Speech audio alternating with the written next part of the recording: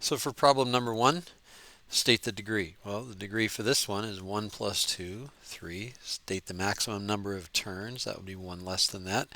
End behavior, x to the third power. So as x approaches infinity, y has to also go up to positive infinity. So the third power a positive means it's going to go up from left to right. And then also as x approaches negative infinity, y would approach also negative infinity. So when x goes to the right, y goes up. When x goes left, y goes down. State the zeros in their multiplicity. Oh, I did just realize that the answers need to be here. I won't rewrite the answer for part C down here, but part D, state the zeros. So we have a 0. When x is a factor, 0 is a 0, and the multiplicity is 1. And then when x minus 1 is a factor, that means that 1 minus 1 is 0. So 1 is a 0 and the multiplicity of 2. And then part E, state the y-intercept. Well, we get y-intercepts when we let x equal 0.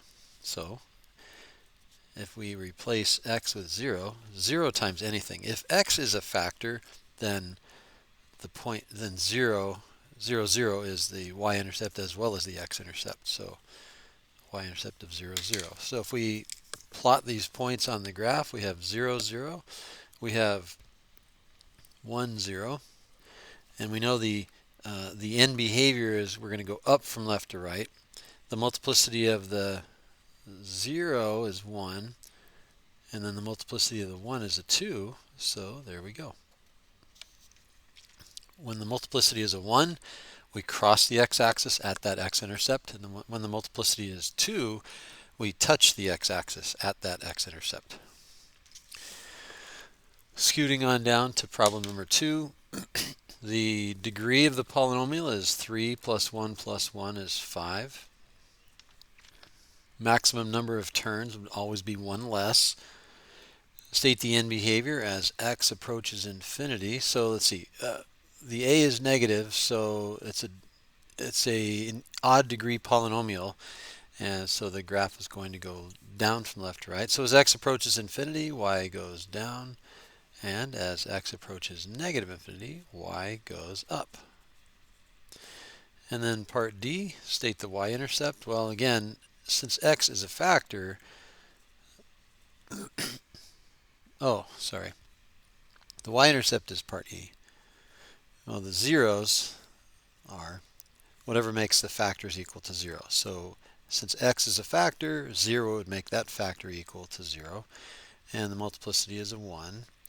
And then if x plus 1 is a factor, then negative 1 is a 0, and 1 is its multiplicity. And then since x minus 2 is a factor, 2 is a 0, and the multiplicity is 3. So we're going to have a squiggly at 2. But anyway, we have the x-intercepts 0, negative 1, and 2. Remembering the end behavior is down from left to right. So it's going to come down like this. It's going to end up over here somewhere. So it's going to come down. It's going to go through the x-axis going to cross the x-axis at negative 1. It's going to cross the x-axis at 0. And then it's going to cross the x-axis at 2 also, but with a squiggly. And there you go. There you have it. Maybe we could even, well, let me pause the video and flip the paper over.